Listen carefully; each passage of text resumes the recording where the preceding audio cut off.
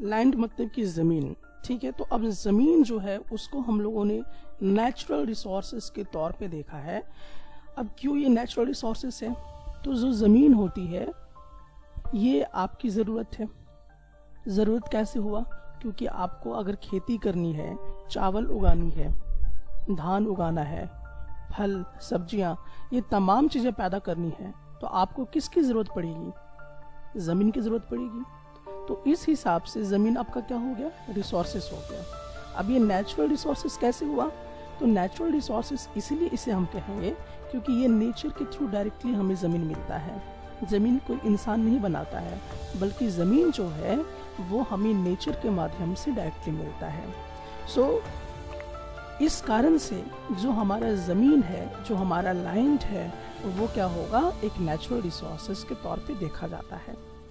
अब इसे हम इतना महत्वपूर्ण क्यों लेके चल रहे हैं? मतलब कि ये जो हमारा ज़मीन है ये इतना इम्पॉर्टेंट रिसोर्सेज के तौर पे हम इसे क्यों देख रहे हैं, ये भी आपको समझ में आ चुका होगा कि अगर ज़मीन नहीं रहेगा तो आप पैदावार नहीं कर पाओगे, आप अनाज आपको नहीं मिल पाएगा, आपको सब्जियां नहीं मिल पाएंगी, आपको फसल जो है वो नहीं मिल पाएगा, यहाँ तक कि आप रहने के लिए घर भी नहीं बना पाएंगे।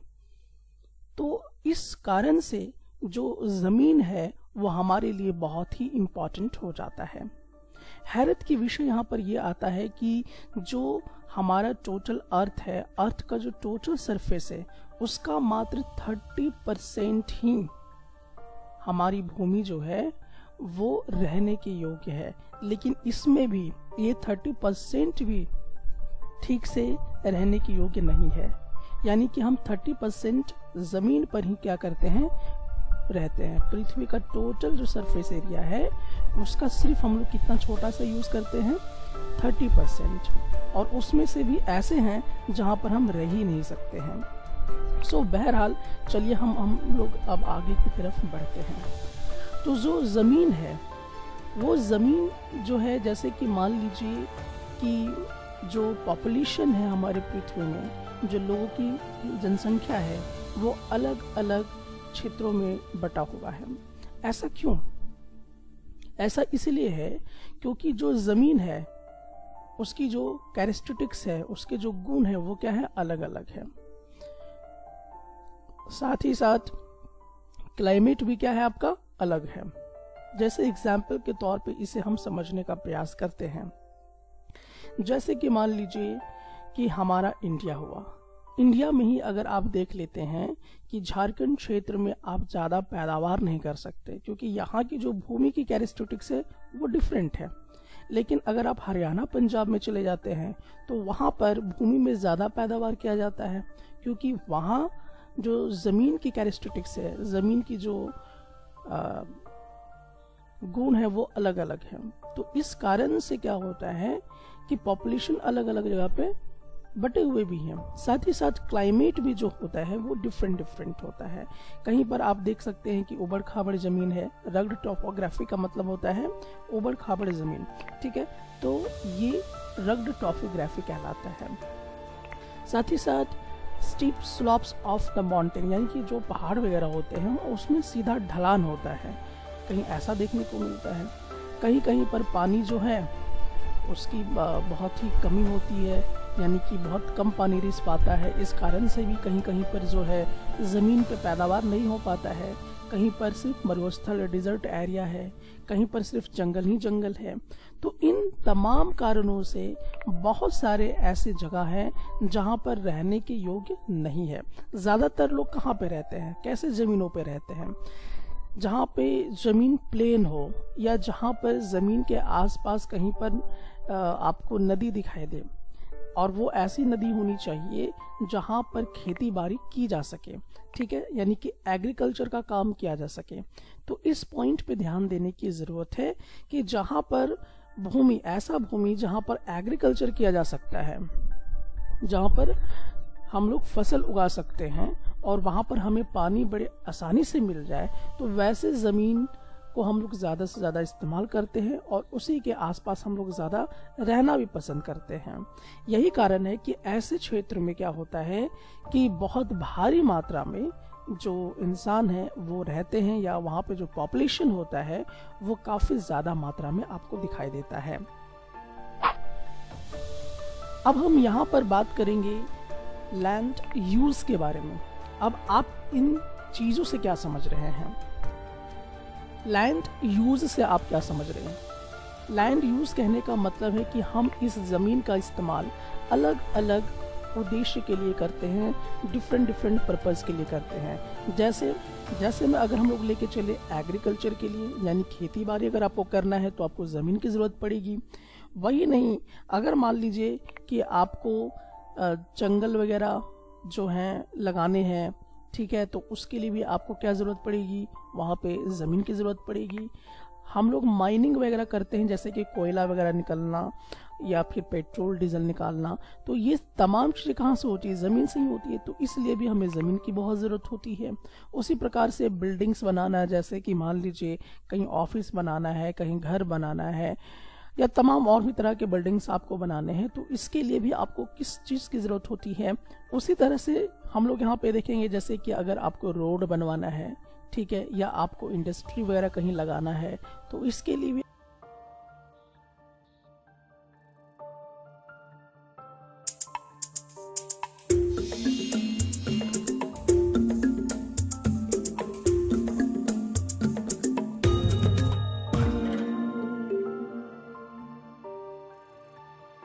ज़मीन का इस्तेमाल किस तरह से होना चाहिए, ये किस प्रकार से अफेक्टेड होता है। तो ये दो तरीके से अफेक्टेड होता है।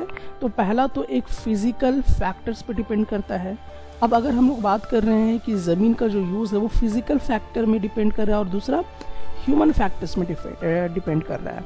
तो इसका क्या मतलब है, ये हम लोग यहाँ पे समझने का प्रयास करते हैं। जब हम लोग बात करते हैं फिजिकल फैक्टर का, तो हम देखते हैं कि ज़मीन की क्वालिटी कैसी है, टोपोग्राफी किस तरह का है, वहाँ पे मिट्टी की जो क्वालिटी है वो किस तरह का है। कहने का मतलब कि मिट्टी में जो उपज है वो होने लायक है या नहीं है, फसल यहाँ पर हो सकता है या नहीं है, वहाँ का क्लाइमेट कैसा है, यानी कि जलवायु कैसा है, क्योंकि जलवायु भी तो बहुत इंपॉर्टेंट मैंने यहाँ पे रखता है। वहाँ की जो मिट्टी है, जो ज़मीन है, उस ज़मीन पे मिनरल्स वगैरह अवेलेबल हैं या नहीं है। साथ ही साथ जितने वाटर की आवश्यकता है वहाँ पर वाटर है या नहीं है। तो ये तमाम चीज़ को हम लोग कहते हैं फिजिकल फैक्टर्स। तो ज़मीन का इस्तेमाल करना है या नहीं करना है, तो सबसे पहले हमें क्या चेक करना होगा, उसका फिजिकल फैक्टर चेक करना होगा। मतलब कि हमें वहाँ पानी की उपलब्धता को चेक करना है, वहाँ पे जितने भी फसल के लिए या जो चीज़ आप लगा रहे हैं उसको उस चीज़ का मिनरल वहाँ पे मिल पा रहा है कि नहीं मिल पा रहा है, क्लाइमेट सुटेबल है या नहीं है, मिट्टी किस क्वालिटी का है।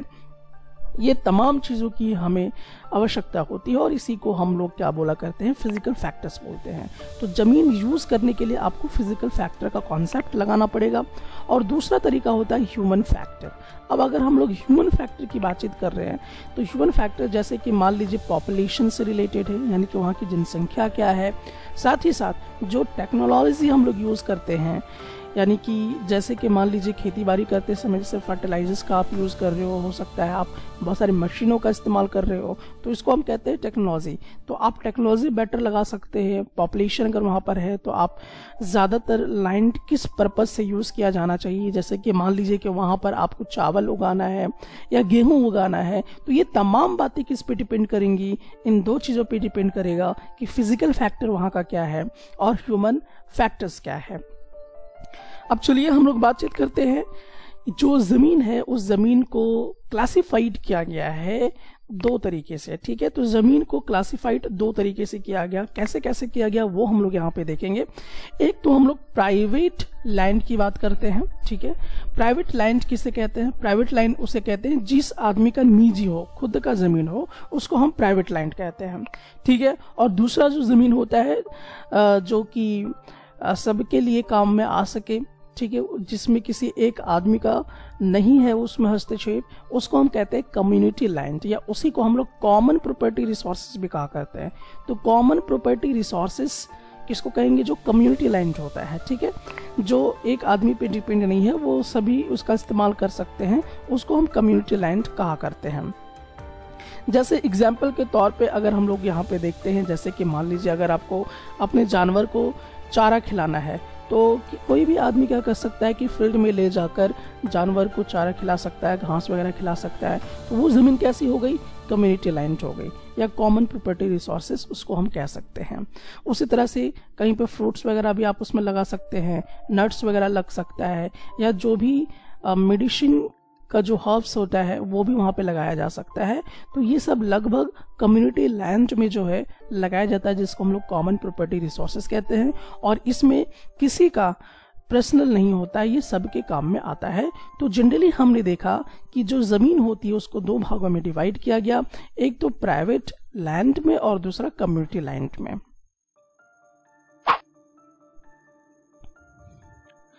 जो ज़मीन है वो ज़मीन हमारे लिए बहुत ही लिमिटेड है, यानी कि बहुत ज़्यादा मात्रा में नहीं है, बल्कि वो लैंड क्या है? लिमिटेड है। अब लिमिटेड क्यों हो गया? अब ये भी हम लोगों को यहाँ पर समझने की आवश्यकता है। जो पीपल हैं, जो लोग हैं, उनका दिनों दिन क्या हो रहा है कि डिमांड बढ़ता जा रहा है, जिसके कारण से हमारी जो ज़मीन है वो बहुत ही सीमित होकर रह गई है। ठीक है, अब ये हम लोगों को समझना है कि ये किस प्रकार से हो रहा है, क्योंकि देखिए जनसंख्या बढ़ता जा रहा है। जनसंख्या जैसे जैसे बढ़ता जा रहा है तो लोगों की ज़रूरतें भी बढ़ती जा रही हैं, और लोग जब ज़रूरत बढ़ते जा रहा है तो उनका क्या हो रहा है कि जैसे कि वो बिल्डिंग वगैरह ज़्यादातर बना रहे हैं, कमर्शियल एरियाज़ का इस्तेमाल ज़्यादा कर रहे हैं, कॉम्प्लेक्स वगैरह बना रहे हैं। और जो आपका अर्बन एरियाज़ होता है, अर्बन एरियाज़ में ज़्यादातर लोग क्या कर रहे हैं कि बिल्डिंगें बना रहे हैं, वहाँ पर इंडस्ट्री वगैरह बना रहे हैं, बड़े बड़े कॉम्प्लेक्स बना रहे हैं। लेकिन जो आपका रूरल एरियाज मतलब देहाती वाला जो क्षेत्र होता है, वहाँ पर कृषि के लिए उसको ज़्यादातर इस्तेमाल किया जा रहा है। तो कृषि के लिए कहाँ पर इस्तेमाल लोग कर रहे हैं? ज़्यादातर जो देहात वाला क्षेत्र होता है, जो रूरल एरियाज होता है, वहाँ पर इस तरह की चीज़ें जो हैं वो मतलब वहाँ पे ज़्यादातर यूज़ कर रहे हैं।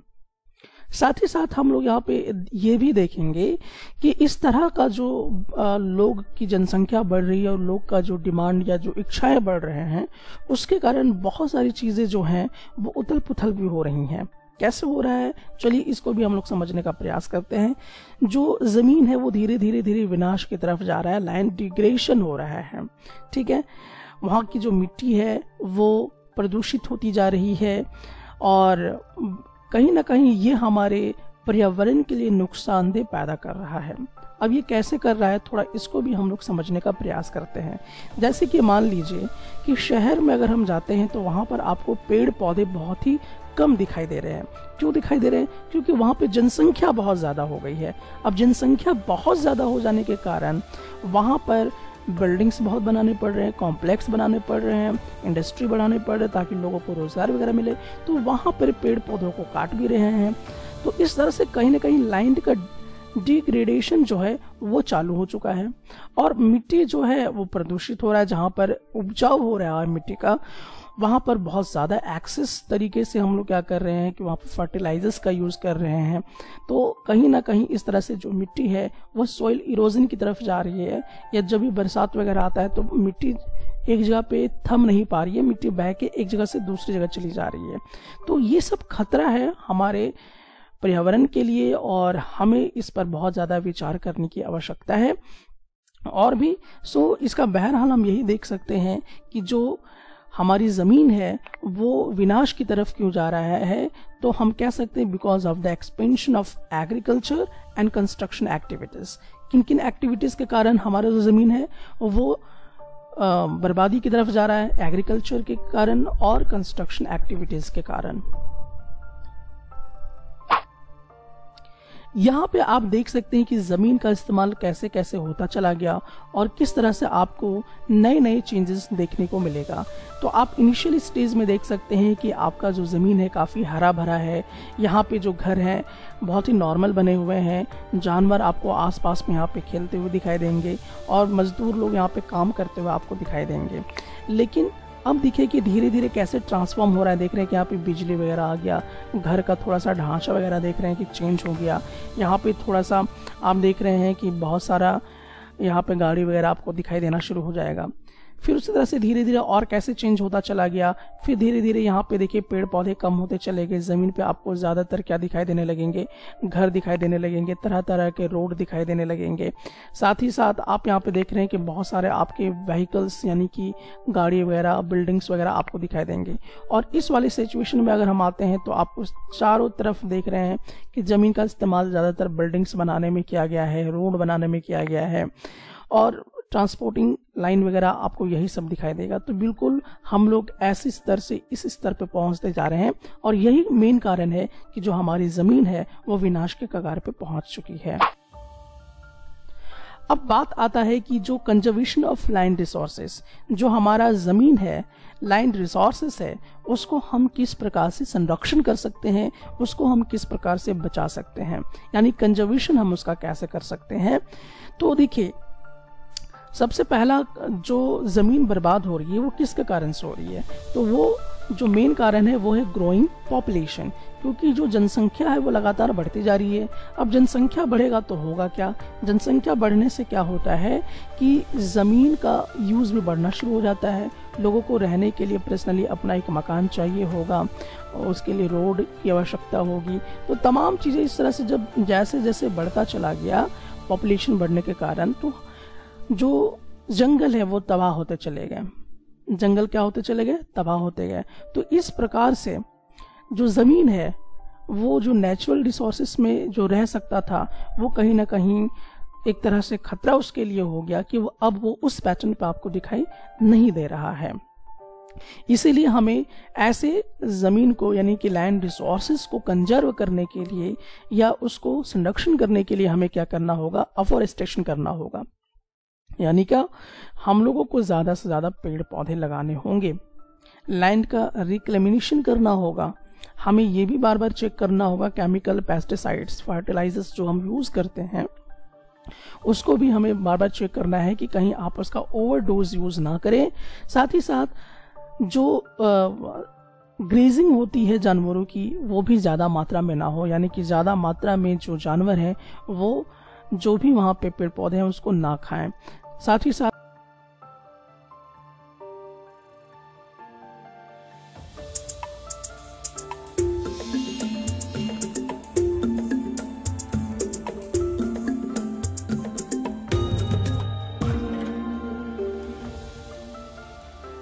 पेड़ पौधे हैं उनका लगातार हम लोग कटाई कर रहे हैं, पेड़ पौधों की बर्बादी करते जा रहे हैं।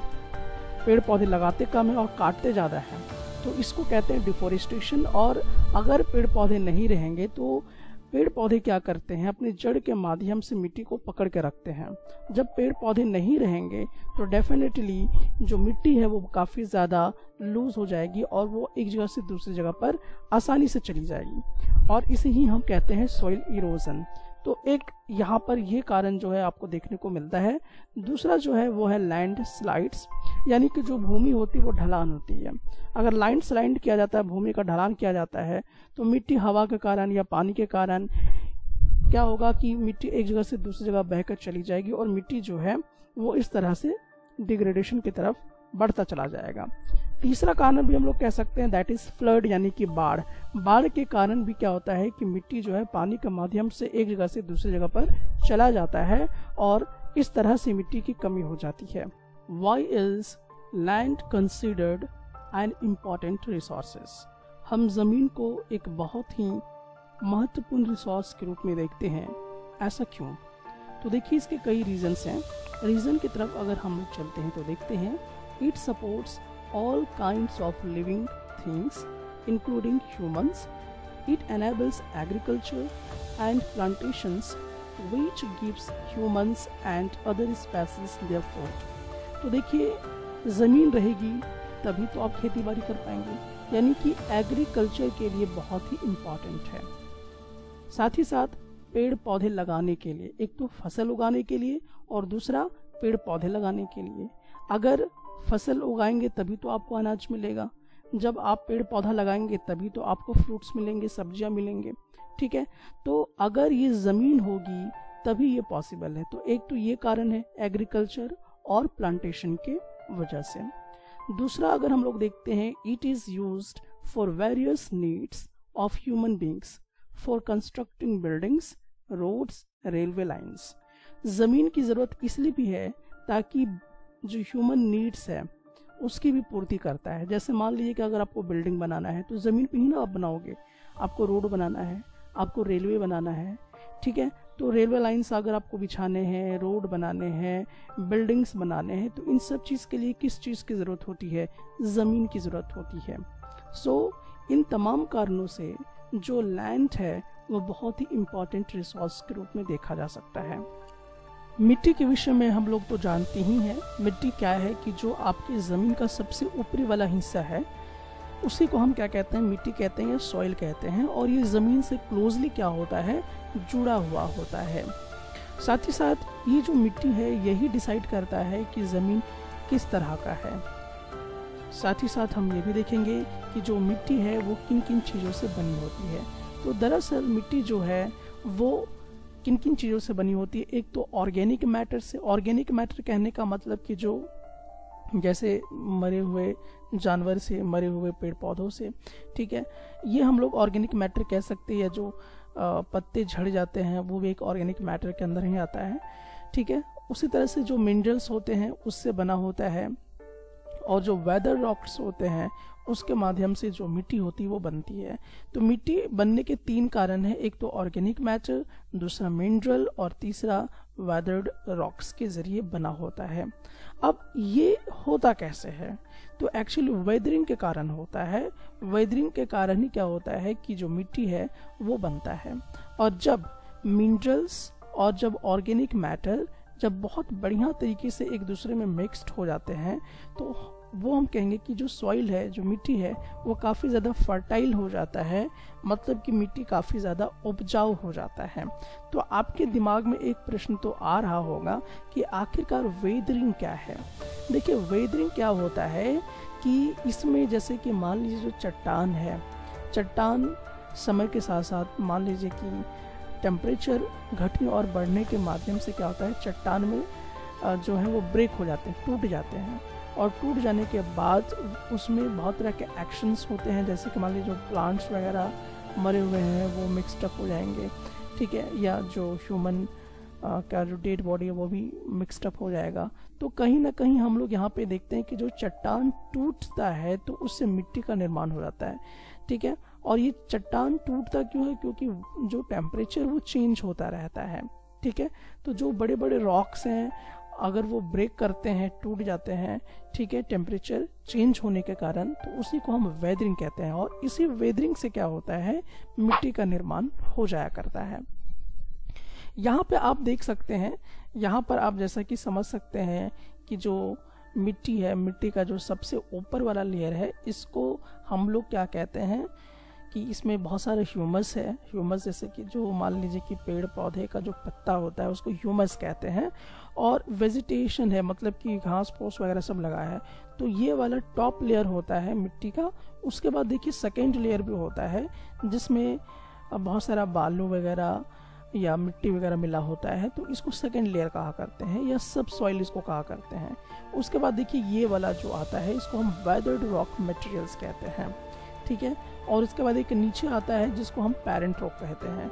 तो मिट्टी के देख लीजिए परत एक होता है पेरेंट रॉक नीचे से, फिर ऊपर की तरफ यहाँ पे अगर हम आते हैं तो देखते हैं कि इसको वेदर्ड रॉक मटेरियल्स कहते हैं। उसके बाद यहाँ पर सब सॉइल होता है, फिर उसके बाद ये टॉप सॉइल होता है। तो इस प्रकार से क्या होता है कि मिट्टी जो है उसका लेवल जो है बनाया हुआ है। क्या आपको मालूम है कि अगर 1 सेंटीमीटर मिट्टी का निर्माण करना है या 1 सेंटीमीटर मिट्टी अगर बनानी है तो इसको बनने में कितना समय लगता है? जी हाँ, इसको 100 वर्ष लग जाते हैं। 1 सेंटीमीटर मिट्टी बनने में 100 साल लग जाता है। तो आप समझ सकते हैं कि इन्हें कंजर्व करना कितना इम्पोर्टेंट है। अब हम लोग यहाँ पे देखेंगे कि जो मिट्टी है वो किन किन फैक्टर्स के आधार पर फॉर्म करता है। तो जैसा कि हम लोगों ने यहाँ पर देखा था कि सॉइल का जो फॉर्मेशन होता है वो किन किन फैक्टर्स पे डिपेंड करता है। एक तो डिपेंड करता है पेरेंट रॉक, जो मैंने अभी आपको जस्ट पहले बताया, और दूसरा होता है क्लाइमेट फैक्टर्स, ठीक है। तो दो ऐसे फैक्टर्स होते हैं जिस पर सॉइल का निर्माण जो है वो छिपा होता है। एक तो पेरेंट रॉक कैसा है उस पर, और दूसरा क्लाइमेट फैक्टर्स क्या है उस पर। और भी अदर फैक्टर्स हैं, जैसे कि मान लीजिए टोपोग्राफी, ठीक है। फिर वहाँ पर ये भी आप देख सकते हैं कि ऑर्गेनिक मटेरियल का क्या रोल वहाँ पे चल रहा है और कितना टाइम लग रहा है। तो इन तमाम चीज़ों से क्या बनता है, सॉइल का फॉर्मेशन हो जाता है, मिट्टी जो है वहाँ पे बन जाती है, ठीक है। तो यहाँ पर आपको क्या रखना है दिमाग में कि पेरेंट रॉक कैसा है, क्लाइमेटिक फैक्टर्स कैसा है आपका, टोपोग्राफी कैसा है, टाइम पर भी डिपेंड करता है और ऑर्गेनिक मटेरियल पे भी डिपेंड करता है। तो ये सब चीज़ें मिलकर क्या बनाती हैं, मिट्टी का निर्माण करती हैं, जिसको हम सॉइल फॉर्मेशन कहते हैं। तो यहाँ पर आप देख सकते हैं कि मिट्टी कैसे बनता है, एक तो पेरेंट रॉक से।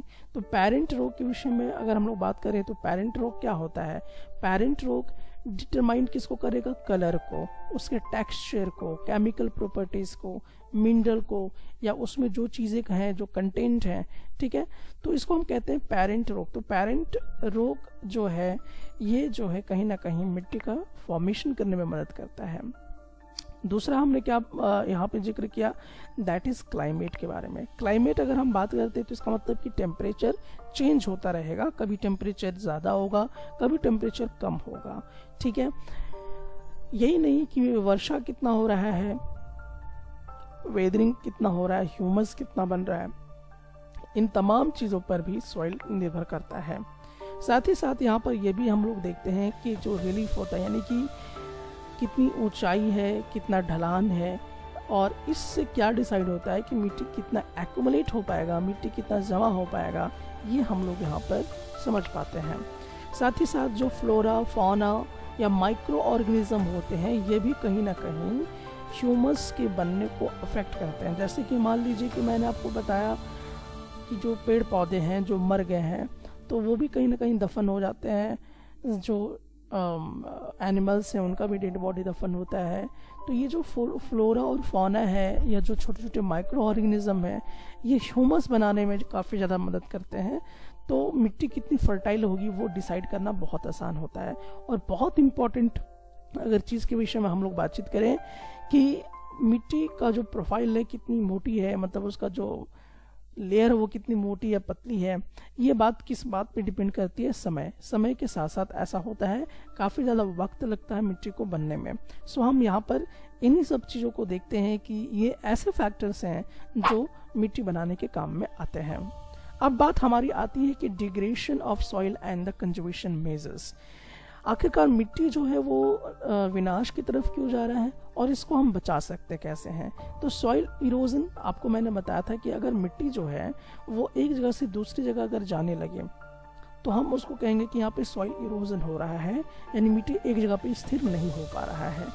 तो कहीं ना कहीं मिट्टी जो है वो विनाश की तरफ जा रहा है, और ये हमारे लिए सॉइल रिसोर्सेज के लिए बहुत बड़ा खतरा बन जाता है। अब इसमें आखिरकार ये किन के कारण से हो रहा है, तो ये दोनों के कारण से हो रहा है, इंसान के कारण भी हो रहा है और नेचुरल फैक्टर के कारण से भी हो रहा है। अब आपके मन में प्रश्न आएगा कि सॉइल इरोजन करने में इंसान का कैसे रोल है और नेचुरल फैक्टर का कैसे रोल है। तो दरअसल ऐसा इसलिए होता है क्योंकि मान लीजिए जो इंसान होते हैं अपने रहने के लिए या फैक्ट्रीज वगैरह खोलने के लिए, बड़े बड़े उद्योग लगाने के लिए वो जंगलों को काट देते हैं, यानी कि डिफोरेस्टेशन कर देते हैं। तो इससे मिट्टी जो है वो एक जगह पे स्थिर नहीं होती है। मिट्टी जब पानी उसमें बरसता है तो कहीं ना कहीं क्या होता है, मिट्टी एक जगह से बहकर दूसरी जगह पर चली जाती है।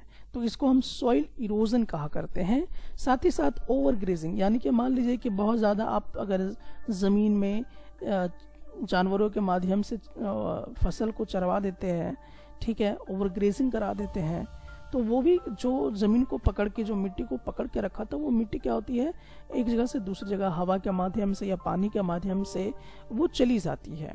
साथ ही साथ हम लोग क्या करते हैं कि ओवर यूज़ करते हैं किसका, फर्टिलाइजर्स का, केमिकल्स का, पेस्टिसाइड्स वगैरह का।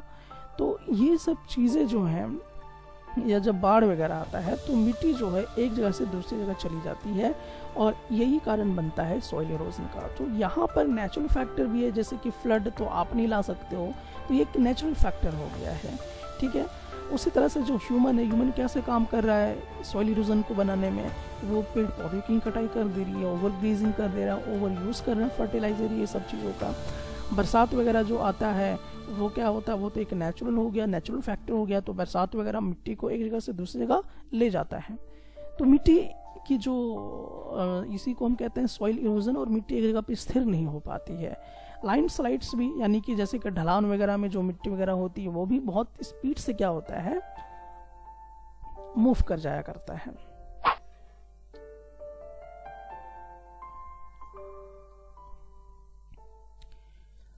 Degradation of soil and the conservation measures. अब हम लोग यहाँ पे देखेंगे कि हमारा जो मिट्टी है उसको हम कंजर्व कैसे करेंगे, कंजर्व करने के क्या क्या पैमाने होंगे। तो एक तो होगा हमारे पास मल्चिंग मेथड।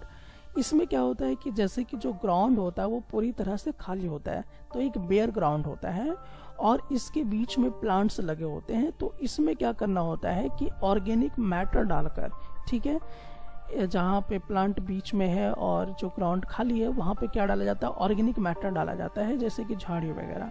अब इससे होता क्या है कि ये क्या करता है कि मिट्टी को बने रहने में मदद करता है, साथ ही साथ ये क्या करता है, ये जो मिट्टी है वो क्या होता है कि काफ़ी ज़्यादा उसमें मॉइस्चर जो है वो बना होता है। इसको हम लोग मल्चिंग मेथड कहा करते हैं, जैसा कि आप समझ चुके होंगे। अब हम लोग नेक्स्ट देखते हैं कॉन्टर बैरियर्स। अभी देखिए कॉन्टर बैरियर्स क्या होते हैं कि यहाँ पर आप देख सकते हैं कि आप जैसे कि कुछ पत्थर वगैरह रख दीजिए, जैसे कि स्टोन्स वगैरह, ग्रास वगैरह, सॉइल वगैरह, ये सब यूज़ किए जाते हैं बैरियर्स बनाने के लिए, यानी कि रुकावट क्रिएट करने के लिए। ठीक है, आप वहाँ पे स्टोन डाल दीजिए, ग्रास डाल दीजिए या मिट्टी डाल दीजिए, तो इससे कहीं ना कहीं जो बहने की क्षमता है मिट्टी का वो कहीं ना कहीं रुकेगा और ये बैरियर का काम करेगा। जो भी वाटर वहाँ पे आएंगे उसको आसानी से बहाकर नहीं ले जा पाएंगे, जैसा कि आप इस फिगर में जो है वो देख पा रहे होंगे।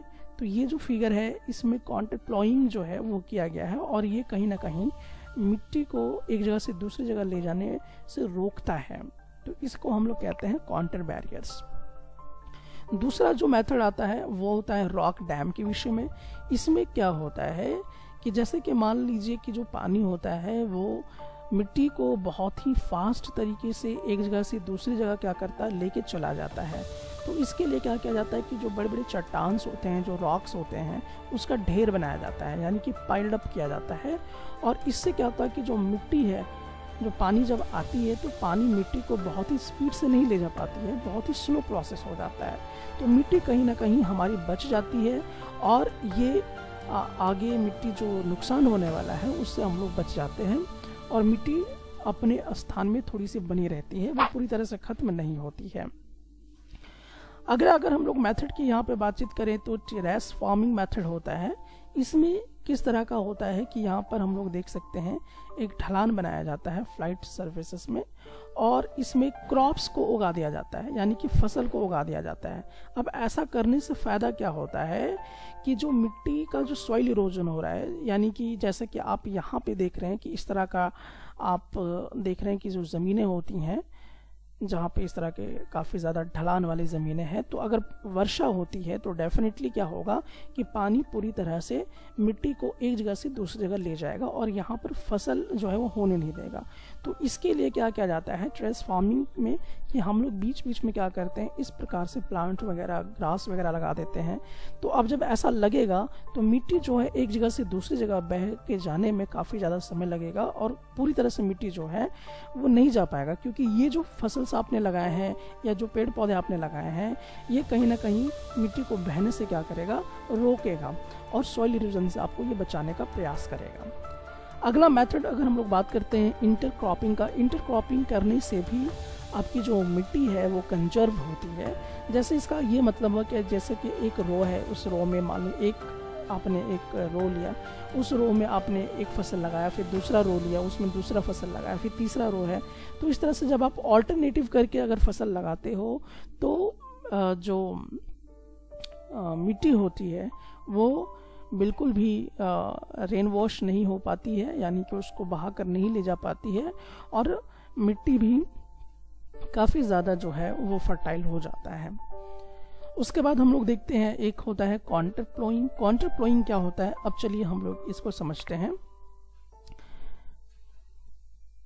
तो ये एक नेचुरल बैरियर होता है, ठीक है, ये एक नेचुरल बैरियर होता है, और ये क्या करता है कि यहाँ पर आप देख सकते हैं, तो यहाँ पर क्या होता है कि जो जुताई होती है यहाँ पे वो पैरेलल जुताई होती है, ठीक है, कॉन्ट्री के ठीक पैरेलल होती है हिल स्लॉप में। उससे क्या होता है कि जो वाटर है वो ढलान में आसानी से क्या होता है कि बह जाता है, तो मिट्टी यहाँ पर कहीं ना कहीं रुकती है। तो एक काउंटर प्लोइंग भी होती है। और नेक्स्ट जो होता है वो होता है शेल्टर बेल्ट्स के बारे में हम लोग यहाँ पे जिक्र करेंगे। तो अगर हम लोग शेल्टर बेल्ट के बारे में बात करें तो ये खासकर वैसे जगह पर होता है जहाँ पे ज़मीन काफ़ी ज़्यादा मॉइस्चर नहीं होती है, जहाँ पर ज़मीन काफ़ी ड्राई होती है। तो इसमें क्या होता है कि एक रो में, जैसा कि आप यहाँ पे देख सकते हैं कि पेड़ पौधों को लगाया जाता है, और इससे क्या होता है, यहाँ पे आप देख लीजिए एक रो में क्या किया गया है, पेड़ को लगाया गया है। अब इसी को हम लोग शेल्टर बेल्ट कहते हैं। तो पेड़ को जब एक रो में लगाया जाता है तो इससे क्या चेक किया जाता है कि जो विंड है, जो हवा का मोमेंट वो किस तरफ है, और इससे क्या होता है कि सॉइल को कवर कर दिया जाता है, उसको प्रोटेक्ट कर दिया जाता है, और मिट्टी जो है उसका सॉइल इरोजन होने से।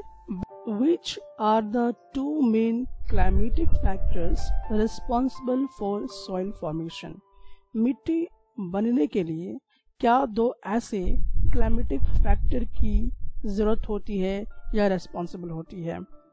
तो एक्चुअली ये दो चीज़ें हैं, एक तो रेनफॉल यानी कि जो वर्षा है उसके कारण मिट्टी का फॉर्मेशन होता है, और दूसरा टेम्परेचर होता है।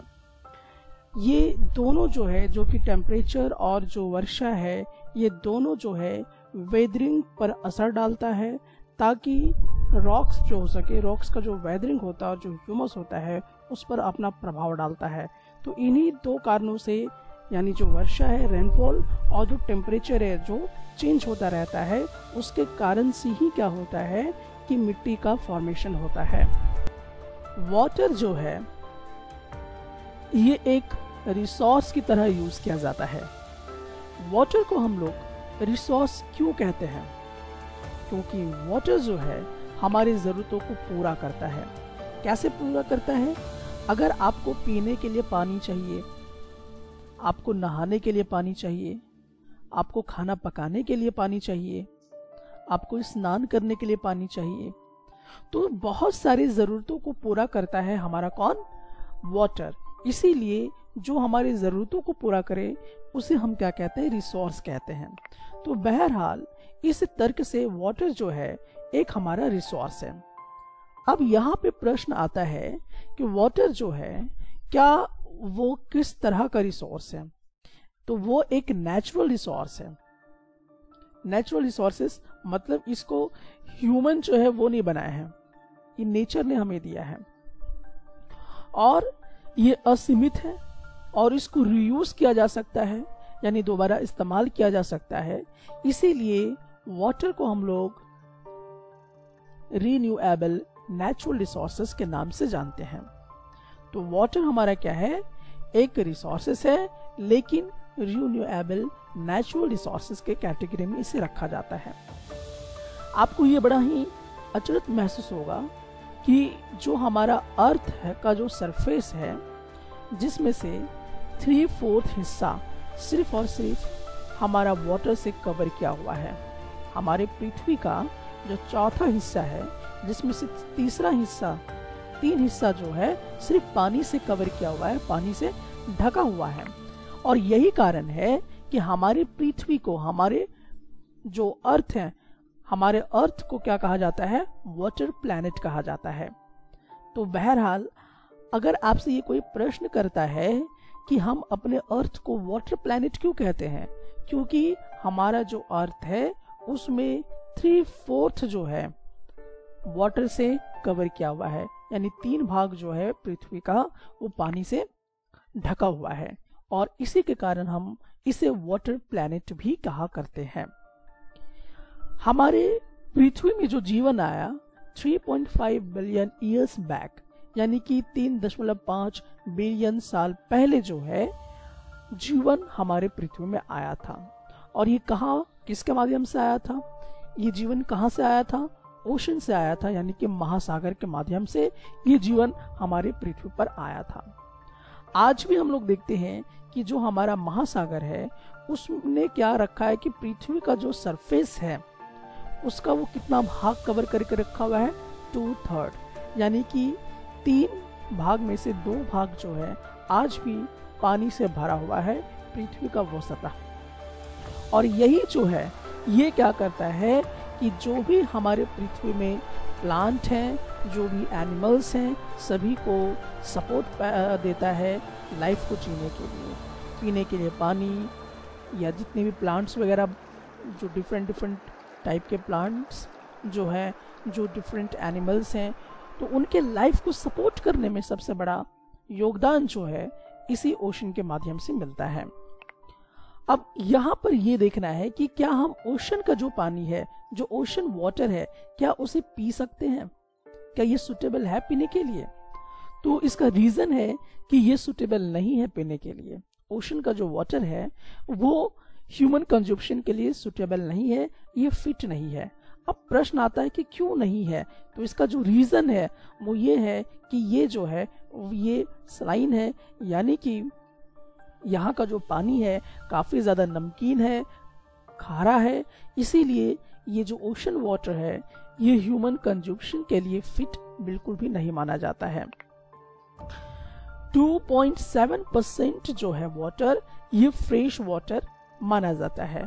तो 2.7% फ्रेश वाटर अवेलेबल है, और जिसमें से 70% जो है वो आइस शीट के रूप में आपको दिखाई देगा, यानी बर्फ का एक परत बना रहेगा, या तो आपको ग्लेशियर्स में दिखाई देगा ये पानी, जो कि अंटार्कटिका में है, ग्रीनलैंड में है, और जो माउंटेन रीजन्स हैं जहाँ पे बर्फ की जो पहाड़े हैं वहाँ पे आपको दिखाई देगा। तो आपको ये समझना है कि 70%, यानी कि 70% जो है 70% ये कहाँ पे पानी खपत हो रहा है? बर्फ जो है, बर्फ की शीट बन रही है, ग्लेशियर्स बन रहे हैं, पहाड़ में जो बर्फ बनते हैं, उन सब चीजों में आपको ये 70% जो ओशन वाटर है ये यूज हो जाता है। और सिर्फ 1% वाटर ही जो है ये फ्रेश वाटर है, और ये वाटर अवेलेबल है ह्यूमन यूज के लिए। बड़ा कमाल की बात है, हमारे पृथ्वी में इतना सारा पानी है, लेकिन उसमें से सिर्फ और सिर्फ हम 1% फ्रेश वाटर ही यूज करते हैं पीने के लिए, या कह सकते हैं कि ह्यूमन यूज के लिए वो फिट है। बाकी पानी हम उसको डायरेक्टली यूज नहीं कर पाते हैं। और इसको हम पाते कहाँ हैं? जैसे कि ये 1% में जैसे ग्राउंड वाटर से पानी निकाला जाता है, जो नदी है वहाँ से पानी निकाली जाती है, नदी वगैरह से, झरने वगैरह से, तो वहाँ से आपको ये पानी मिल जाता है। और जो एटमॉस्फेयर में वाटर वेपर के फॉर्म में आपको दिखाई देता है तो वो भी एक पानी का ही फॉर्म होता है। ये तमाम पानी मिलाकर, जो कि आप जमीन से पानी निकाल रहे हो, जो मतलब कि रिवर में पानी है, जो झरने में पानी है, जो वाटर वेपर के फॉर्म में जो हमारे एटमॉस्फेयर में है, ये सब मिलाकर 1% ही वाटर है जो कि ह्यूमन यूज के लिए फिट है।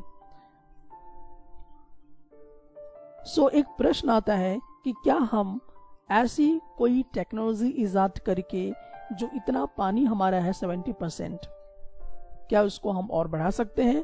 क्या हम 1% से और ज्यादा जाकर क्या उसको फिट फॉर ह्यूमन यूज के लिए कर सकते हैं? तो ये एक प्रश्न चिन्ह रहेगा।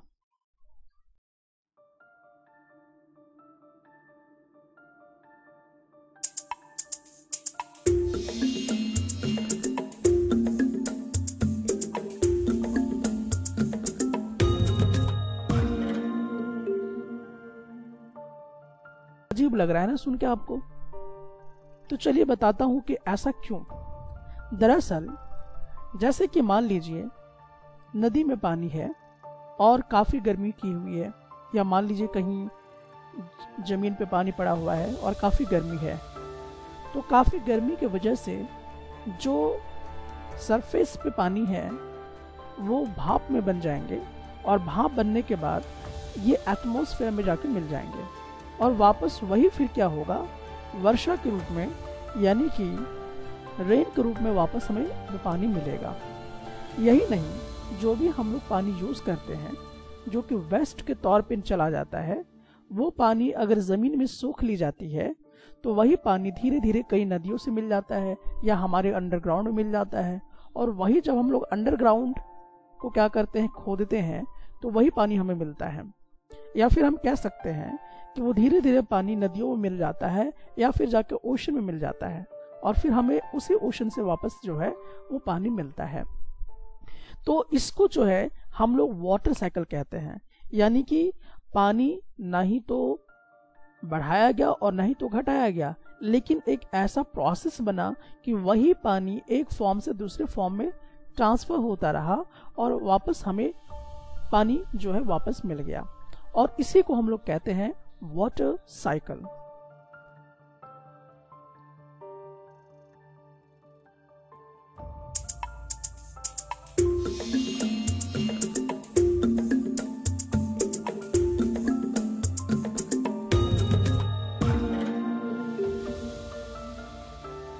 कहीं ना कहीं हम सभी हैं, क्योंकि हम लोग जो हैं ना कि सिर्फ पीने के लिए पानी का इस्तेमाल कर रहे हैं और ना ही सिर्फ धोने के लिए, बल्कि बहुत सारा प्रोडक्शन करने के लिए भी हम लोग पानी का इस्तेमाल ही करते हैं। जैसे अगर खेती बाड़ी करना हो, यानी एग्रीकल्चर का काम करना हो, तो हम लोगों को किस चीज़ की ज़रूरत होगी, पानी की आवश्यकता होगी। आपको कहीं इंडस्ट्रीज लगानी है तो किस चीज़ की ज़रूरत होगी, पानी की ज़रूरत होगी। साथ ही साथ आपको अगर बिजली पैदा करना है तो बिजली पैदा करने के लिए भी हमें पानी की आवश्यकता होगी। जैसे कि डैम वगैरह से आप देखते हैं कि जो पानी है डैम वगैरह में आता है और उसी से बिजली जो है वो बनता है। और जैसे जैसे पॉपुलेशन भी बढ़ता जा रहा है, वैसे वैसे लोगों का जो फूड का रिक्वायरमेंट है वो भी बढ़ता जा रहा है, और धीरे धीरे जो स्टैंडर्ड ऑफ लिविंग है वो भी बढ़ता जा रहा है। तो इसके वजह से पानी की खपत जो है वो दिन प्रतिदिन बढ़ती चली जा रही है, और यही मेन सब कारण रहा है कि पानी जो है, जो पानी का जो स्तर है वो धीरे धीरे कम होता चला जा रहा है, जो कि हम सभी के लिए एक खतरे का संकेत भी है। यही नहीं, जो हम लोग वाटर पॉल्यूशन करते हैं, वाटर पॉल्यूशन से भी हमारा जो पानी का स्तर है वो घटता जा रहा है। साथ ही साथ पानी जो है बहुत जगह पे, जैसे नदी है वो सूख जा रहे हैं, झरने सूख जा रहे हैं, जमीन से भी पानी जो है वो सूख जा रही है। तो ये सब ऐसे मेजर कारण हैं जिससे हमें फ्रेश वाटर मिलने में काफ़ी मुश्किलों का सामना करना पड़ रहा है। जैसा कि आज सभी हम लोग जानते हैं कि आज हम लोग पानी को परचेज करना शुरू कर चुके हैं, लेकिन आने वाले समय में क्या रूप होगा, किस तरह का पानी की कमी होगी, यह एक बहुत ही चिंता का विषय है।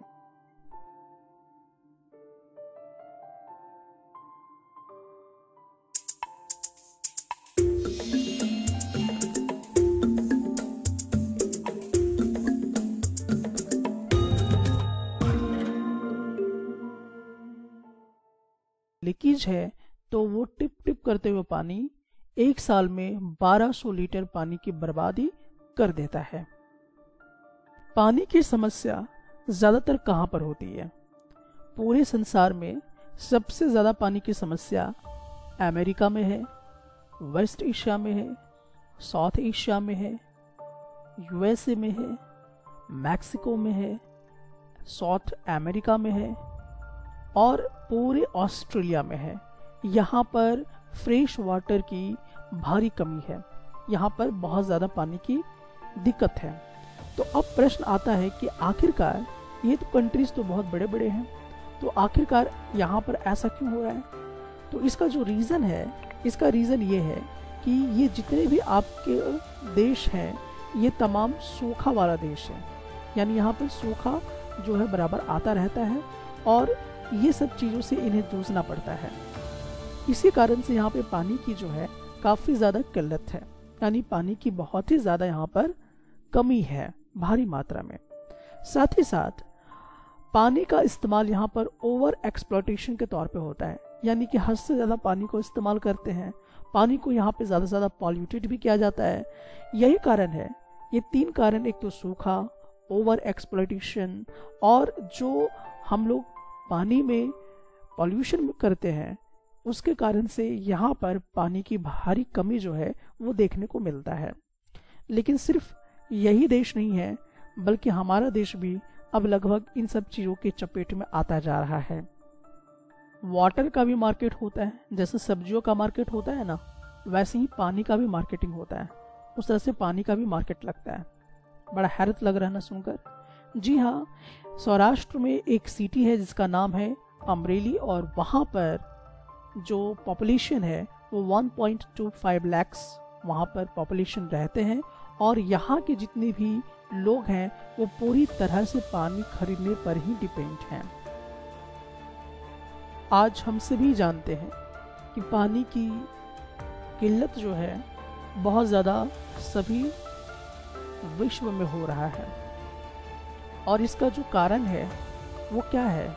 इसका एक ही कारण है कि हम लोग को एक मिसयूज तरीके से यूज़ कर रहे हैं, यानी कि ओवर यूज़ कर रहे हैं वाटर को।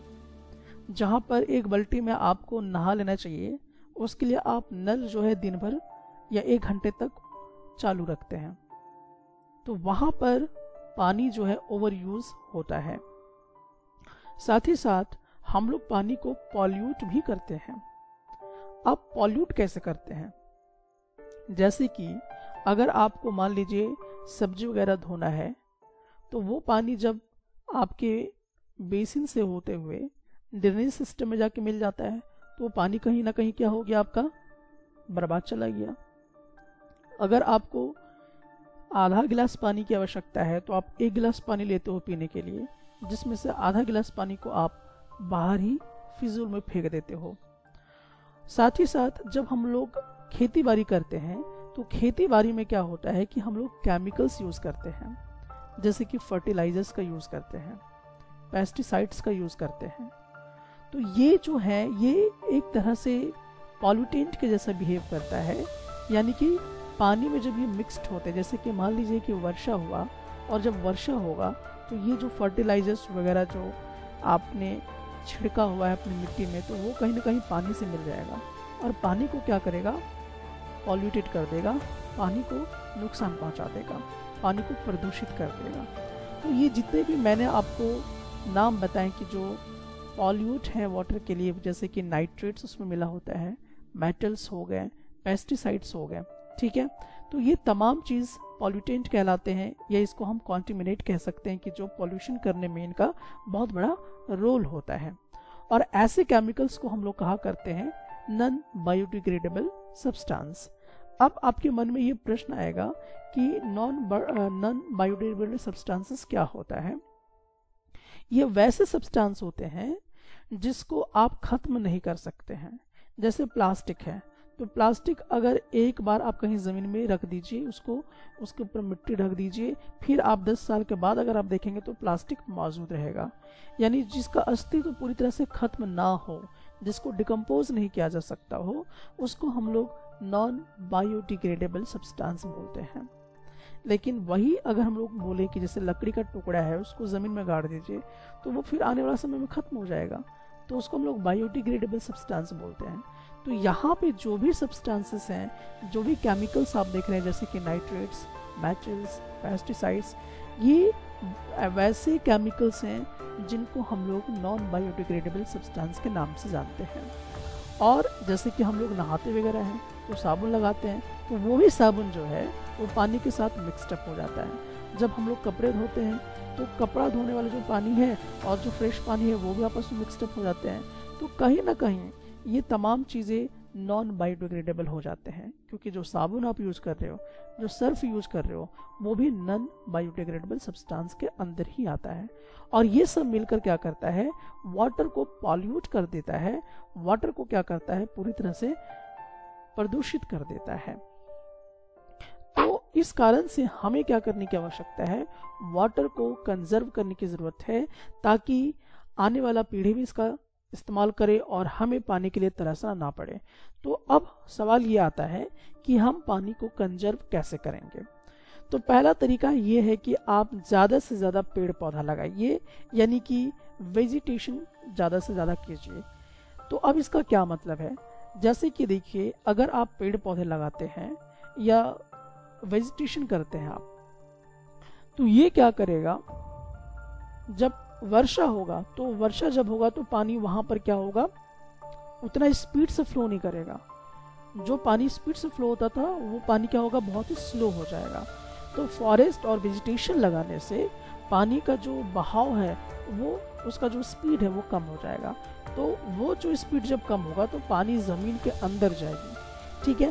तो ये एक फ़ायदा होगा, अंडरग्राउंड वाटर जो है वो आपका बनना शुरू हो जाएगा, तो ये एक फ़ायदा होगा। दूसरा, वाटर हार्वेस्टिंग के विषय में, जैसा कि हम लोग जानते हैं कि वाटर हार्वेस्टिंग भी एक तरह का मेथड होता है और इससे भी हम लोग पानी की बचत करते हैं। कैसे करते हैं, जैसे कि मान लीजिए कि वर्षा का समय आया, और वर्षा का जब समय आया तो जो पानी नीचे गिर रहा है आपके ज़मीन पर, उसमें आप क्या कर दीजिए कि कोई बर्तन लगा दीजिए, या हो सकता है कि कोई आप एक बड़ा सा टैंक बनवा दीजिए, ताकि वो पानी एक जगह पे स्टोर होता चला जाए। तो इसी को हम कहते हैं वाटर हार्वेस्टिंग। तो इससे भी क्या होता है, पानी को बचाया जा सकता है, पानी को कंजर्व किया जा सकता है। उसी तरह से कैनल्स जो है वो बनवाने चाहिए। कैनल्स बनवाने से, जैसे खेतों में आप कैनल्स बनवाइए, नाली टाइप का होता है, तो इससे क्या होता है कि जो पानी है वो कम से कम सीपेज हो पाता है, वो लूज नहीं होता है, ठीक है, यानी पानी बर्बाद नहीं होता है, वो ज़मीन के अंदर रिसना शुरू कर देता है बहुत बढ़िया से। तो ये कहीं ना कहीं हमारे लिए एक बेहतर तरीका होता है कि हम कैनल्स का भी जो है इस्तेमाल करें, ताकि ये हमारे लिए इम्पॉर्टेंट होगा। साथ ही साथ फिर हम लोग देखेंगे इस जो हमारा स्प्रिंकल्स है, तो खेतों में जो पानी वगैरह हम लोग पटाते हैं, तो पानी की बर्बादी भी ना हो और पानी का कोई मिसयूज़ भी ना हो और पानी पूरी तरह से इस्तेमाल में आ जाए। तो इसके लिए स्प्रिंकल्स यूज़ करते हैं, जैसे कि आप इस फिगर में देख रहे हैं कि पूरी तरह से पानी छिड़काया जा रहा है, तो इसको हम लोग स्प्रिंकल्स कहते हैं। तो इससे फ़ायदा क्या होता है, इससे ये फ़ायदा होता है कि जितना पानी ज़मीन में होता है वो बिल्कुल ऑब्जर्व हो जाती है, पूरी तरह से पानी ज़मीन में चली जाती है, और जो पानी नहीं जा पाती है वो इवापोरेशन के माध्यम से वापस चली जाती है आकाश में, और वो वही फिर क्या होता है कि वर्षा के रूप में हमें वापस दोबारा मिलता है। तो इस तरह से क्या होता है कि आप इन तमाम मेथड्स को यूज़ करके पानी को क्या कर सकते हैं, कंजर्व कर सकते हैं। पानी को कंजर्व करने के लिए क्या क्या सुझाव आप देना पसंद करेंगे। तो जैसा कि हम सभी जानते हैं कि पानी की जो खपत है वो दिन दिन बढ़ती जा रही है, तो पहले तो पानी को गंदा ना करें, यानी पॉल्यूंट ना करें, उसमें जो भी इम्प्योरिटीज़ है उसको बाहर निकालने का ज़्यादा प्रयास करें, यानी कि इम्प्योरिटीज़ को ट्रीट करने का प्रयास आप ज़्यादा करें। पहला मेथड तो यही है कि इम्प्योरिटीज़ को बाहर निकालिए, ठीक है, पानी को शुद्ध कीजिए। दूसरा मेथड क्या है कि जो भी वर्षा का पानी होता है, जो रेन वाटर हार्वेस्टिंग होता है, उसको आप कहीं ना कहीं सेव करने का प्रयास कीजिए, उसको संरक्षण करने का प्रयास कीजिए। तीसरा ये होता है कि वेस्टेज मत कीजिए पानी का। जैसे कि मान लीजिए कि आप शावर की जगह पे क्या यूज़ कर सकते हैं, आप शावर की जगह पर मान लीजिए कि बाल्टी वगैरह का इस्तेमाल कर सकते हैं, टब का इस्तेमाल कर सकते हैं पानी भरने के लिए, और वहाँ से फिर आप नहाइए। आपको जितनी पानी की आवश्यकता है उतना ही पानी इस्तेमाल कीजिए, फिजूल में आप उसे टॉयलेट रूम में या किचन में इस तरह से ना बहाएं। Natural vegetation and wildlife, यानी कि जो पेड़ पौधे हमारे हैं, जंगल झाड़ी हैं, और जो हमारे जानवर हैं, वाइल्ड लाइफ, ये सभी मिलकर एक इकोसिस्टम जो है वो बनाता है। क्योंकि हम लोग कहीं ना कहीं डायरेक्ट और इनडायरेक्ट वे में एक दूसरे से जुड़े होते हैं। जैसे एग्जाम्पल के तौर पे अगर हम लोग ले लेते हैं, अगर आपको अनाज चाहिए तो जाहिर सी बात है आपको फसल उगाने की आवश्यकता होगी। उसी तरह से अगर हमें चिकन, मीट वगैरह सब चाहिए तो कहीं ना कहीं हम जानवर से भी क्या हैं, जुड़े हुए हैं। तो जो एक दूसरे से जुड़ा हुआ है, एक दूसरे के लाइफ के सपोर्ट करता है, तो उसको हम कहते हैं इकोसिस्टम।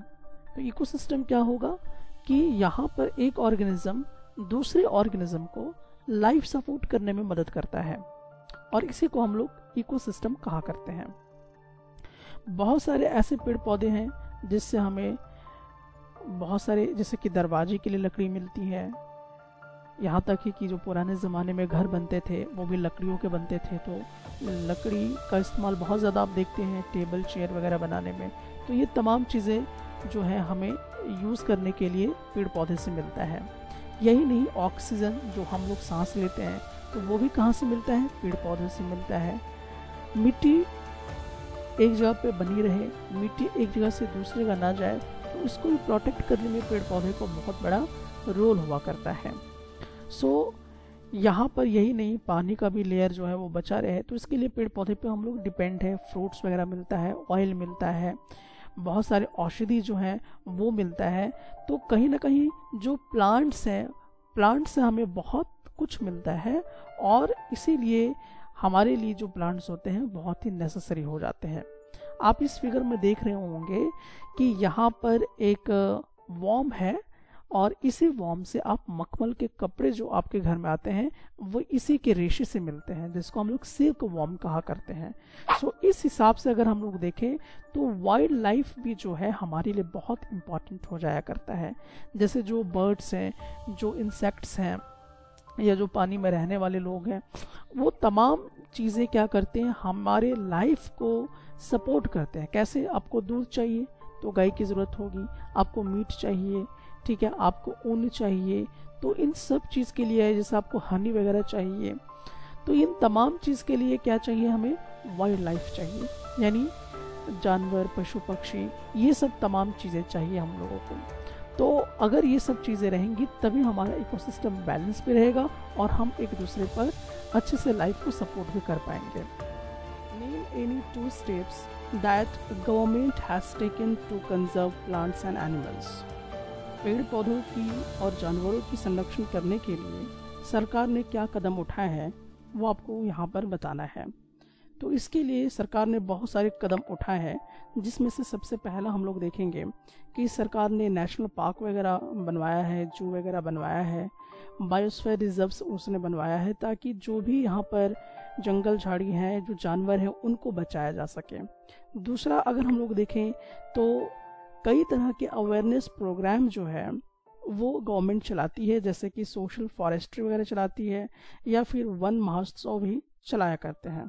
तो इसमें वो टीच क्या करते हैं, ये टीच करते हैं, वे लोगों को बताते हैं, लोगों को एजुकेट करते हैं कि अगर हमारा जल, जंगल, ये सब चीज़ अगर ख़त्म हो जाता है या जानवर ख़त्म हो जाते हैं तो हमारे पृथ्वी का जो इकोसिस्टम है वो डिस्टर्ब हो जाएगा, और कहीं ना कहीं इसका नुकसान हम सब मानव पे पड़ेगा। इसीलिए हम सभी लोगों को जंगल को, जानवर को बचाना आवश्यक है। फर्स्ट वाले क्वेश्चन में आपसे ये कहा जा रहा है कि विच one of the following is not a factor of soil formation. इनमें से कौन ऐसा है जो मिट्टी के निर्माण में काम नहीं आता है। तो जनरली आप कह सकते हैं सी, यानी कि ऑर्गेनिक मैटर, लेकिन लगभग कहीं कहीं तो इसका ज़रूरत हो जाता है, लेकिन अभी फ़िलहाल इस क्वेश्चन का आंसर तो फिलहाल अभी यही रहेगा। अब हम लोग आते हैं सेकंड वाले क्वेश्चन में, और इस क्वेश्चन में आपसे कहा जा रहा है which one of the following methods is most appropriate to check soil erosion on steep slopes. तो उसका सही जवाब होगा टेरेस कल्टीवेशन। इससे क्या होता है कि सॉइल इरोजन जो है वो डिक्रीज हो जाता है और सरफेस रन ऑफ जो है वो भी डिक्रीज हो जाता है। सो सबसे ज़्यादा हिली एरियाज में सबसे ज़्यादा इसी मेथड का इस्तेमाल किया जाता है। थर्ड क्वेश्चन की तरफ आते हैं, और इसमें कह रहा है which one of the following is not in favour of the conservation of nature. इनमें से कौन ऐसा है जो नेचर को कंजर्व करने के फेवर में नहीं होता है। तो इसका सही जवाब होगा सी, क्योंकि देखिए डिस्पोज पॉलीपैक्स आफ्टर शॉपिंग। जब आप शॉपिंग वगैरह करके आते हैं तो उससे जो प्लास्टिक वगैरह आप साथ में लेके आते हैं तो उसको डिस्पोज यहाँ वहाँ करना क्या होता है, नुकसानदेह होता है नेचर के लिए, हमारे लिए। इसलिए नेचर को फेवर नहीं करता है, इसलिए हम नेचर को इसके माध्यम से कंजर्व नहीं कर सकते हैं। अब आपको इन सब को आपस में मैच कराना है। तो लैंड यूज़ किससे मैच करेगा, तो लैंड यूज़ मैच करेगा सी से, ठीक है, क्योंकि लैंड यूज़ करने से क्या होता है, प्रोडक्टिव यूज़ ऑफ लैंड, तो ये सी के साथ मैच करेगा। उसके बाद आपको देखना है 2 वाला ह्यूमस, ह्यूमस किससे मैच करेगा, तो ये आपका मैच करना चाहिए डी से, क्योंकि ये क्या है, ऑर्गेनिक मैटर है, डिपॉजिटेड ऑन टॉप सॉइल, यानी कि जो पत्ता वगैरह गिरता है ना पेड़ पौधों से, उसी को ह्यूमस कहते हैं, तो ये एक ऑर्गेनिक मैटर के जैसा बिहेव करता है। अब चलिए हम लोग देखते हैं ये किससे मैच करना चाहिए, तो ये मैच करना चाहिए ए से, यानी कि जो रॉक डैम्स होते हैं, प्रिवेंट सॉइल इरोजन, ठीक है, जो चट्टान वगैरह होती हैं उसकी जो डैम्स बनी होती है वो क्या करता है, मिट्टी को बहने से रोकता है। अब ऑब्वियसली आपको मालूम चल चुका होगा बायोस्फीयर, तो बायोस्फीयर किससे मैच करेगा, दैट इज बी वाले से, क्योंकि बायोस्फीयर होता क्या है, तो narrow zone of contact between the lithosphere, hydrosphere and atmosphere, यानी कि हाइड्रोस्फीयर जहाँ पानी का अंश होता है, एटमॉस्फेयर जहाँ हवा है, और लिथोस्फीयर जहाँ जमीन है, तो इन तीनों को जब मिला देते हैं तो क्या बन जाता है, बायोस्फीयर बन जाया करता है। आपको इसमें ट्रू और फॉल्स बताना है, तो आपको ये देखना है कि ये जो फर्स्ट वाला स्टेटमेंट है ये क्या है, Ganga Brahmaputra plain of India is an over populated region, तो ये बात बिल्कुल सही है, क्योंकि गंगा ब्रह्मपुत्र का जो आपको क्षेत्र दिखाई दे रहा है वो बहुत ही ज़्यादा पॉपुलेशन से भरा हुआ है, तो ये आपका ट्रू होगा। चलिए अब हम लोग सेकेंड वाले केस में आते हैं, वाटर अवेलेबिलिटी पर person in India is declining, यानी कि जो पानी की खपत है वो लगभग जो है, यहाँ पे आप देख सकते हैं हर आदमी पर क्या हो रहा है, डिक्लाइनिंग होता जा रहा है, तो ये भी बिल्कुल सही चीज़ है, क्योंकि ऐसा रियल में होता जा रहा है कि जैसे जैसे पॉपुलेशन बढ़ता जा रहा है वैसे वैसे लोगों को पानी की खपत भी जो है वो बढ़ती चली जा रही है, और कहीं ना कहीं ग्लोबल वार्मिंग जो है वो अफेक्ट कर रहा है हमारे इन्वायरमेंट को, क्योंकि हम लोग कुछ अपने पानी को पॉल्यूटेड भी कर रहे हैं, और ह्यूमन एक्टिविटीज़ जो हुई है वो कहीं ना कहीं नकारात्मक पहलू को दर्शाता है। अब हम लोग आते हैं थर्ड वाले केसेस में, और इसमें आपसे कहा जा रहा है rows of trees planted in the coastal areas to check the wind movement is called the intercropping, तो ऐसा नहीं है, ये फॉल्स है, क्योंकि हम लोग मालूम है कि इंटरक्रॉपिंग किसे कहते हैं, कि यहाँ मान लीजिए एक फसल लगाया, फिर दूसरे में दूसरा फसल लगाया, तीसरे में तीसरा रो में तीसरा फसल लगाया, तो इस तरह से जब हम लोग ऑल्टरनेट करके फसल लगाते हैं तो उसको हम लोग कहते हैं इंटरक्रॉपिंग। अब देखिए हम लोग देखते हैं फोर्थ वाला में अगर हम लोग यहाँ पे देखें तो क्या ये क्वेश्चन कह रहा है, human interference and changes of climate can maintain the ecosystem, तो ये भी बिल्कुल गलत बात है कि अगर हम ज़्यादा इंटरफेरेंस करेंगे और जो क्लाइमेटिक चेंज जो होता है ये इकोसिस्टम को मेंटेन नहीं करता है। इकोसिस्टम को मेंटेन करने के लिए हमें क्या करना होगा, हमें फॉरेस्ट को कंजर्व करना होगा, वाइल्ड लाइफ को कंजर्व करना होगा, पॉल्यूशन को कम करना होगा, तभी इकोसिस्टम सबसे बेस्ट तरीके से चल पाएगा।